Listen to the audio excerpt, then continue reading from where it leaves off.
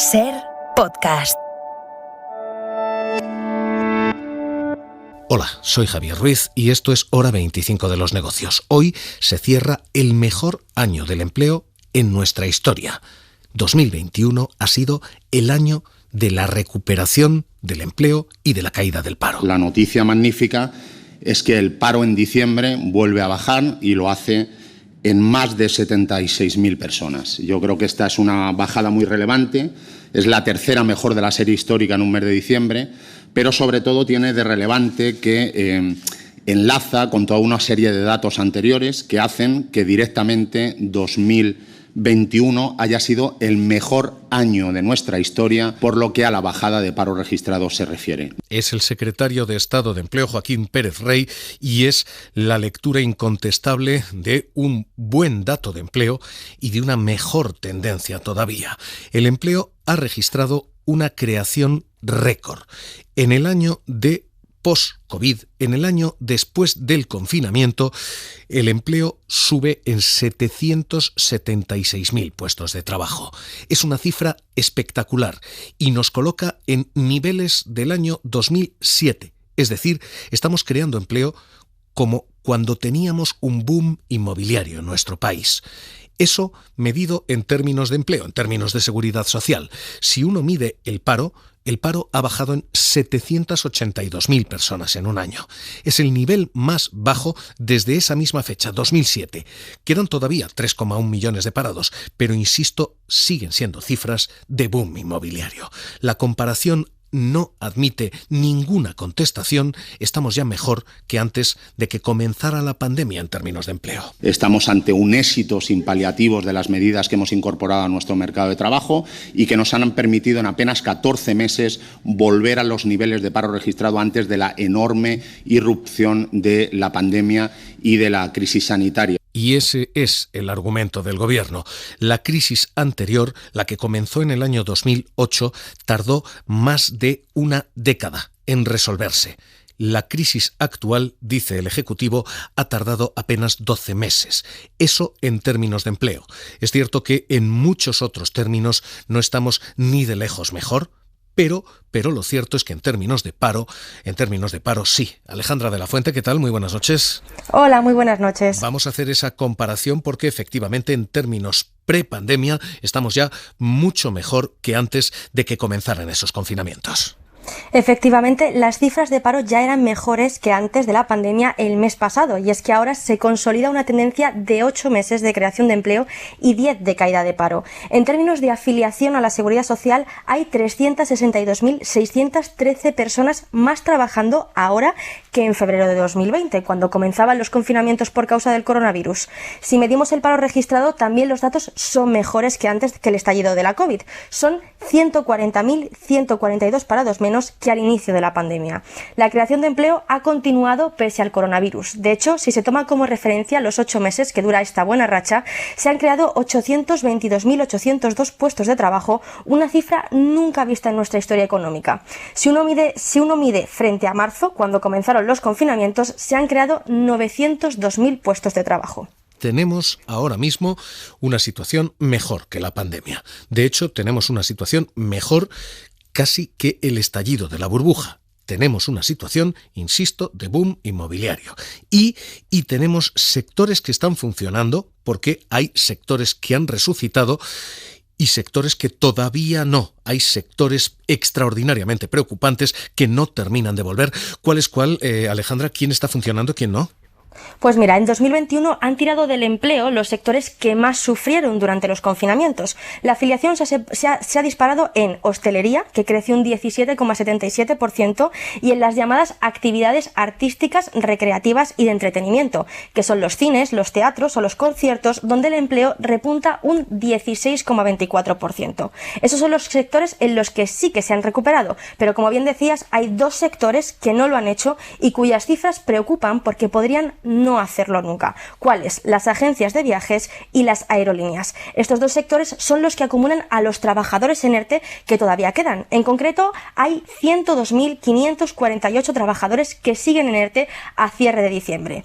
En el caso de las agencias de viajes, el 32% de sus empleados siguen uno de estos expedientes de regulación, es decir, 1 de cada 3. Y las aerolíneas están en ERTE 1 de cada 10 trabajadores. El problema de estos 100.000 trabajadores en ERTE es que una parte de ellos puede saltar directamente de este ERTE al paro. De hecho, 30.000 ya están acogidos a los nuevos programas de formación para facilitar su transición a otros sectores o compañías. Este ahora mismo, gracias Alejandra, es el paisaje del paro. La cifra es incontestablemente buena. La tendencia es sólida. Llevamos 8 meses de creación de empleo y 10 meses de caída de paro. La tendencia es incontestablemente, sólidamente buena y a partir de aquí, letra pequeña, porque efectivamente hay dos sectores que son asignatura pendiente, el sector de aerolíneas y el sector de agencias de viaje, y hay una clave que es asignatura pendiente, y es la falta de calidad del empleo. La temporalidad sigue siendo extraordinaria y es lo que denuncian los propios sindicatos. Hemos recuperado tasas prepandemia, mejorando los niveles de empleo, pero se sigue manteniendo una tendencia hacia la temporalidad y hacia una situación de género y de edad muy importante. Esperemos que en el 2022 esta tendencia se modifique fruto del acuerdo de la reforma laboral. Es el secretario confederal de Organización y Extensión Sindical de Comisiones Obreras. Si uno le echa un vistazo a los datos, hay dos fechas en las que saltan todas las alarmas. La primera es el fin de mes. Llega 30 de noviembre. Y 110.000 trabajadores se van a la calle.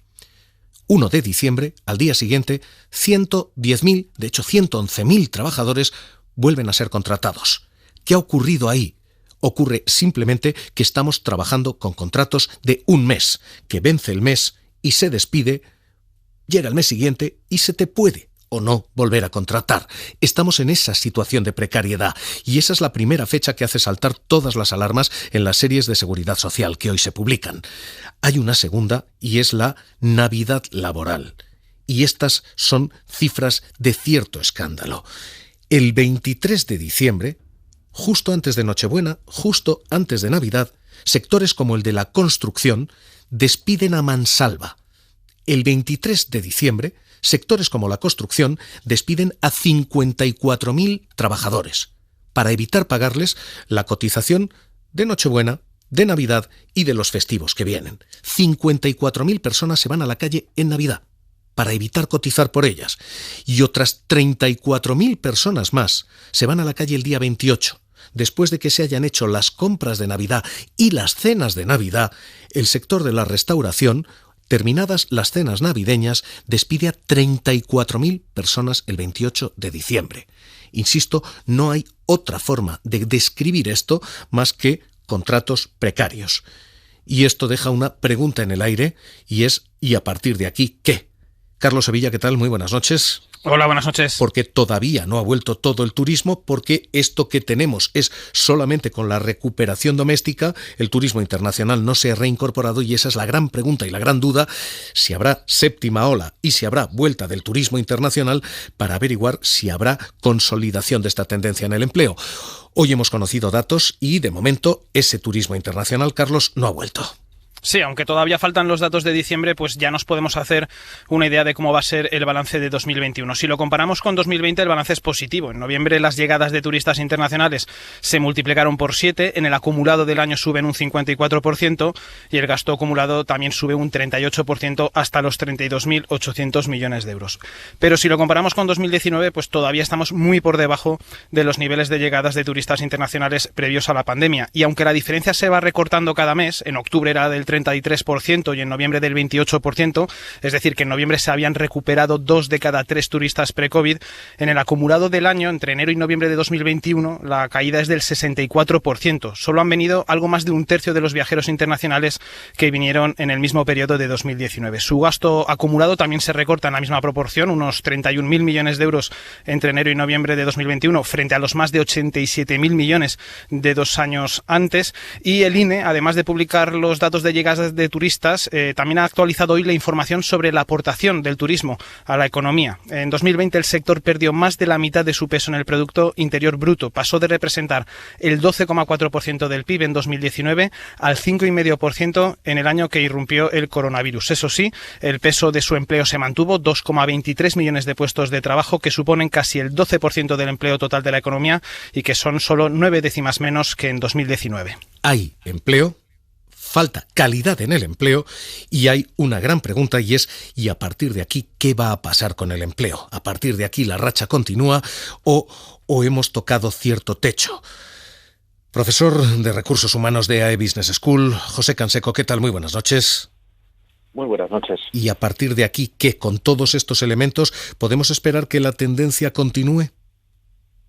Bueno, nos queda sendero que andar, porque ahora en los datos que tengamos en diciembre de la EPA que saldrá a final del mes de enero, pues yo creo que no van a ser tan positivos. Serán positivos, pero se prevé que no tanto. Este año, que ya estamos, 2029, va a haber muchas quiebras de compañías que ya no aguantan más. Va a haber bastantes despidos en algunos sectores, pero por contra es posible que los efectos de las pandemias y de las sucesivas olas sean más leves, y eso haga que el optimismo del sector del turismo pues tire hacia arriba, ¿no? Por tanto, es un momento de tanta volatilidad que es difícil prever lo que puede ocurrir. Si tomamos buenas decisiones, es posible que afiancemos esta recta, pero habrá piedras en el camino, habrá altos y bajos. La previsión del Ejecutivo era una creación de empleo este año algo más sólida que la del siguiente, que sería algo más tenue. A largo plazo, ¿este horizonte sigue siendo un horizonte factible? Estamos en 3,1 millones de parados. ¿Podemos tocar muy por debajo esa cifra, quedarnos en 2,5?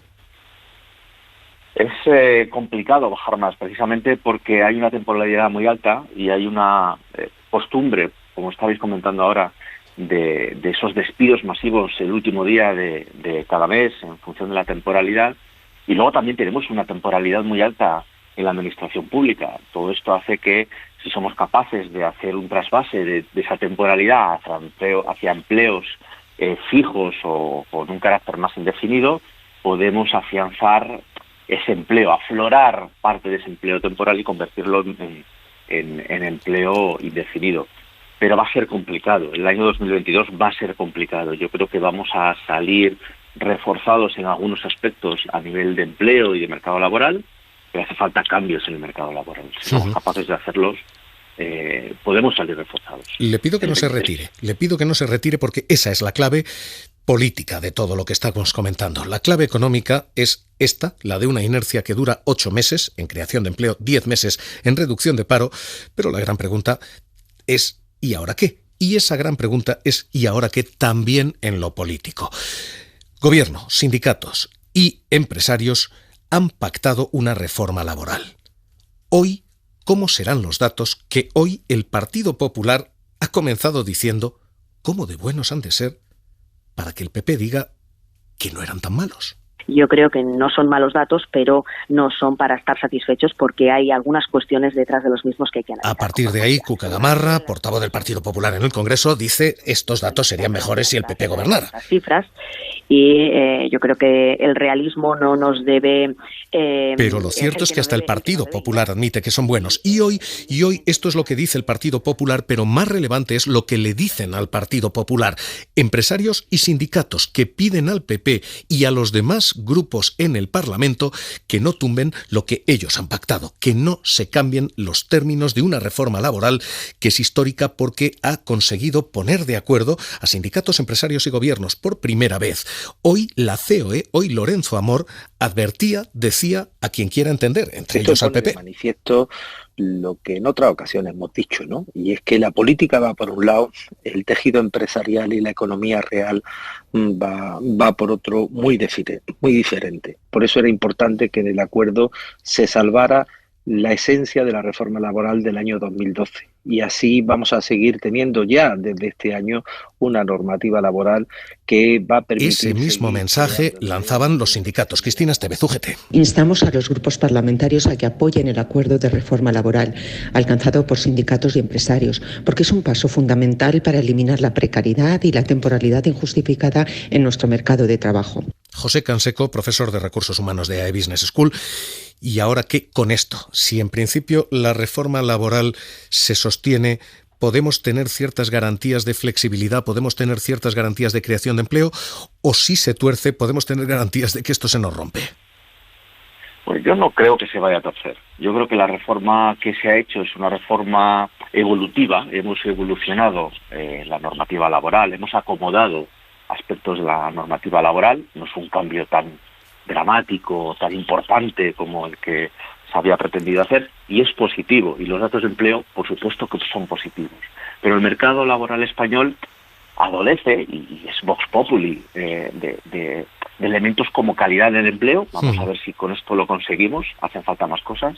Agilidad del mercado laboral. Tenemos un mercado muy rígido, hace falta mayor facilidad, y hace falta que la oferta de profesionales que sale al mercado el primer año después de la formación, y que la demanda de profesionales por parte de las compañías converja y estén más alineados, y que haya más colaboración.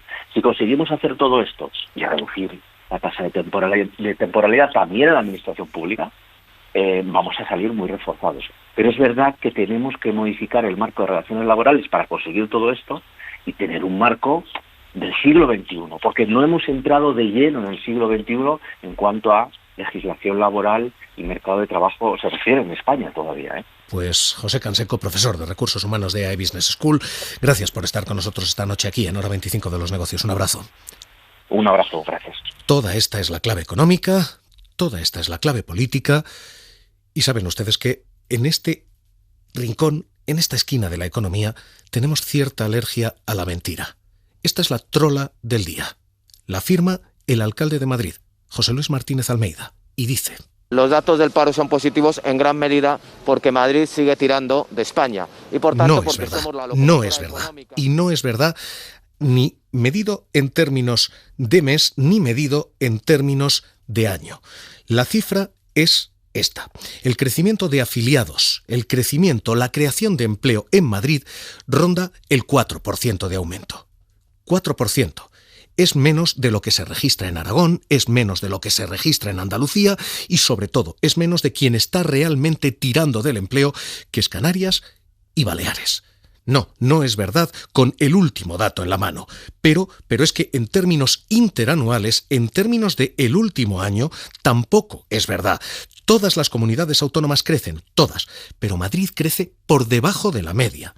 El aumento de afiliados en Seguridad Social ha sido brutal en Canarias, 6,4%, importantísimo en Baleares, 5,2%.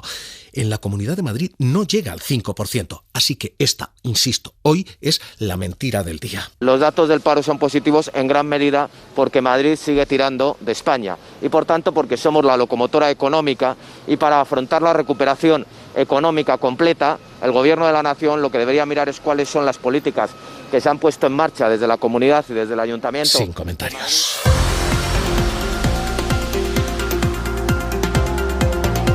Suscríbete a Hora 25 de los Negocios. Todos los episodios y contenidos adicionales en la app de Cadena SER y en nuestros canales de Apple Podcast, Spotify, iVoox, Google Podcast y YouTube.